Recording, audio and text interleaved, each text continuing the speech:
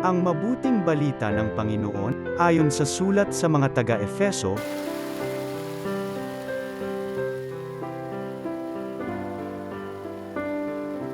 mga kapatid, marahil naman, nabalitaan na ninyong dahil sa kagandahang loob ng Diyos ay ipinagkatiwala niya sa akin ang tungkuling ito para sa inyong kapakinabangan.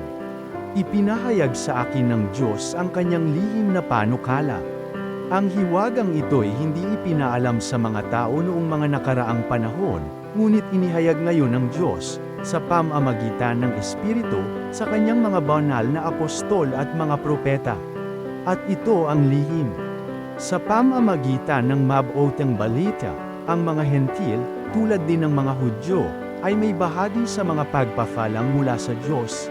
Mga bahagi rin sila ng iisang katawan at kahati sa pangako ng Diyos dahil kay Kristo Jesus.